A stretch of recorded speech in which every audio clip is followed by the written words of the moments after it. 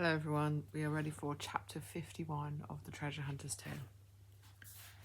She went to speak with her parents. When Mrs. Beloved of the King heard the news, she practically flew to the girl and gave her a huge hug. "Oh, my poor child," she cried. "You must have been so scared." The little girl sobbed and sobbed. Mrs. Beloved of the King held the girl's face in her hands and the realization dawned. "You are the girl from the poster," she said suddenly. "What poster?" said the girl, sniffing. "Oh, my child, take courage. Your parents have been desperately searching for you. I saw a poster with your face on it only yesterday, and they are offering a huge reward. That's how much they want you and miss you and love you," said Mrs. Beloved of the King.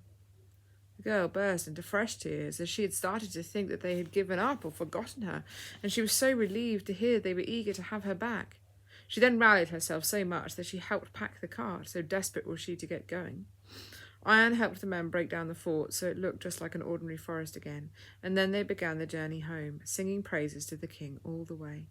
Mr. Savebygrace and Surehope had to ride in the cart with the children and the more delicate women, as they had both been injured in the fight, but not too badly.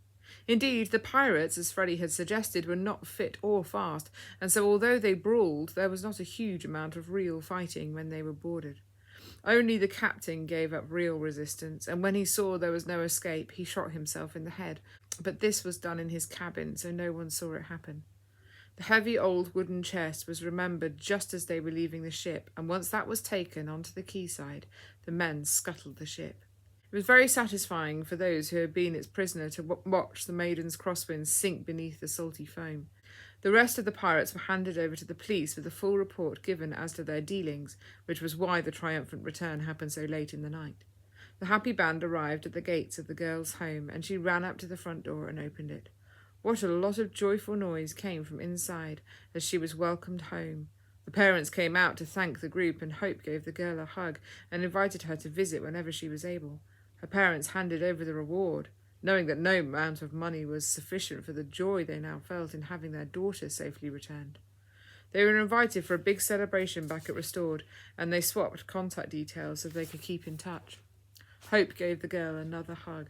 "Remember, Jesus loves you," she said, and then everyone waved goodbye and they were off once more. Next, they stopped at the inn where Mrs. Beloved of the King had been on the way. She walked in once more, this time looking forward to the girl's reaction. "Hello again," said the girl. "You back?" "Yes," smiled Mrs. Beloved of the King. "And I need a table for 18, please," she said, beaming at the girl. "Crumbs," said the girl, as more and more of the party came through the door. "Is your whole family?" she asked, as she and another man started pushing tables together to form one horseshoe shape. "Yes, they are," said Mrs. Beloved of the King, happily looking at her brothers and sisters in the King.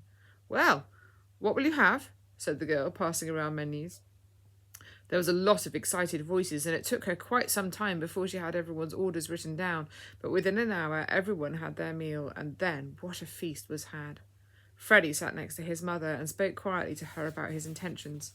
"I'm thinking about asking Miss Be of Good Courage to be my wife, Mother," he said, "for I know she feels that no one will have her, what with her having a child out of wedlock and all that means."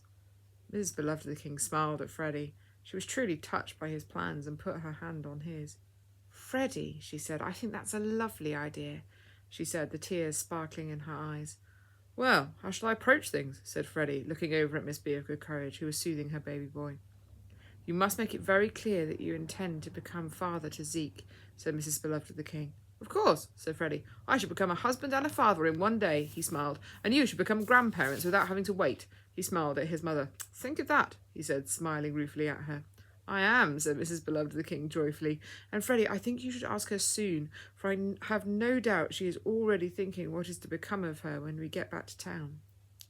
These thoughts had indeed been going through the young mother's mind, and she was trying not to worry about them. She knew, for she had tried him many times and found him faithful, that the king would provide for her, but she could not imagine how that was going to happen. As they were getting ready to leave, Freddie spoke with Miss Be of Good Courage. Mr. Newhart and his wife couldn't hear what he said, but they could tell by the look of sheer relief and delight that the young lady was very keen on Freddie and his plan. They smiled at one another and then went over to the couple. "Congratulations," said the parents together, "and welcome to the family, my dears," they both said, giving them a hug. Mr. Newhart took Zeke in his arms. "Hello, little Zeke. I'm Grandpa," he said, beaming all over. Miss Beavergood Courage put her hand to her mouth as women are wont to do when they are overwhelmed. Freddie put his arms around his wife-to-be and held her close. "I will love you and protect you and our boy," he said, holding her to his heart. "Thank you," said his fiancée. "I believe you will." Then the happy family group walked back to the rest of the gathering, and the good news was shared. Hope squealed, "I'm going to be an auntie," and gave Zeke a loving kiss, and then explained to Ian that that meant he was going to be an uncle too. Ian looked very serious. He felt very excited and grown up. Everyone rejoiced in the happy news, and then what a lovely journey home they had. Freddie walking alongside the cart where his beloved was sitting with their baby in her arms. He kept his hand in hers the entire journey home, except when she needed to feed Zeke or change him, but as soon as they were settled, back his hand came.